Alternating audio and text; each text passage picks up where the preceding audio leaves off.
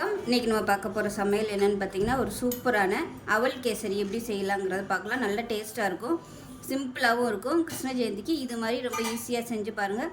வாங்க அந்த அவல் கேசரி எப்படி செய்யலாங்கிறத பார்க்கலாம். பார்த்திங்கன்னா ஒரு கப் அளவுக்கு அவல் எடுத்திருக்கேன். ஸோ நான் இன்றைக்கி வெள்ளை அவல் எடுத்திருக்கேன். நீங்கள் சிவப்பு அவல் கூட நீங்கள் யூஸ் பண்ணிக்கலாம், இன்னும் நல்லா ஹெல்த்தியாக இருக்கும். இப்போ நல்லா மொறுன்னு வறுத்துக்கலாம். நான் இன்றைக்கி இந்த கப்பில் தான் எல்லாமே அளந்துருக்கேன். இதே கப்பில் எல்லாத்தையும் அளந்துக்குங்க. இப்போ பாருங்கள், அவல் நல்லா வறுபட்டுருச்சு. இது மிக்ஸி ஜாரில் சேர்த்து நல்லா நைஸாக பிடிச்சிட்டு பார்க்கலாம். இதில் பார்த்தீங்கன்னா ஒரு 2 டீஸ்பூன் அளவுக்கு எண்ணெயும் நெய்யும் கலந்து வச்சுருக்கேன். இப்போ அதை சேர்த்துக்கலாம். இப்போ எண்ணெய் சூடாகவும் முந்திரி பருப்பும் கிஸ்மிஸ் பழமும் வறுத்து எடுத்துக்கலாம். இப்போ பாருங்கள், கிஸ்மிஸ் பழம் நல்லா பலூன் மாதிரி உப்ப ஆரம்பிச்சிருச்சு. இது வேறு பிளேட்டுக்கு மாற்றிக்கலாம். இப்போ இதில் 1/4 கப் அளவுக்கு ரவை சேர்த்துக்கலாம். கொஞ்சமாக, இது ஒரு டேபிள் ஸ்பூன் அளவுக்கு இருக்கும். இதை லைட்டாக வறுத்து விட்டுக்கலாம். இப்போ ரவை நல்லா வறுபட்டுருச்சு. இந்த ஸ்டேஜில் நம்ம பொடிச்சு வச்சுருக்க இந்த அவலையும் சேர்த்து ஒரு பரட்டி விட்டுக்கலாம். இப்போ இந்த ரவையை சேர்த்து நல்லா ஒரு பரட்டி விட்டுட்டு பக்கத்தில் தண்ணி நல்லா கொதிக்க வச்சுருக்கேன். இப்போ அந்த தண்ணியை ஊற்றிக்கலாம். ஒரு கப்புக்கு நான் 3.5 கப்பு தண்ணி எடுத்துருக்கேன். இப்போ அந்த தண்ணியை அப்படியே அதில் சேர்த்துக்கலாம்.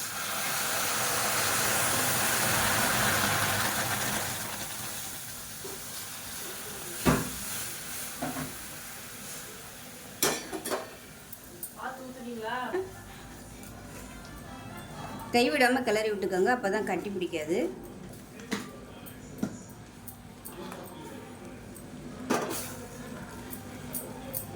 இப்போ இதில் நம்ம எடுத்த கப்பில் ஒரு 1/4 கப் அளவுக்கு பால் சேர்த்துக்கலாம்.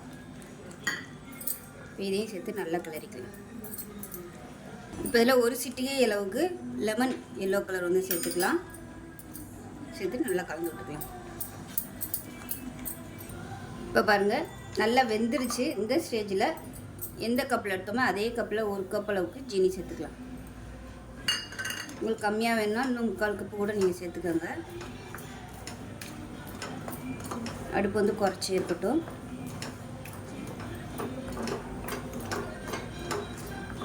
இப்போ இதில் நெய் சேர்த்துக்கலாம்.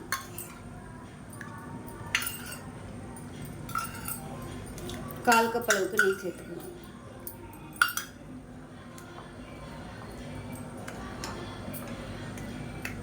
இப்போ இது கூடவே வறுத்து வச்சுருந்த முந்திரி கிஸ்மிஸ் பழத்தையும் சேர்த்துக்கலாம்.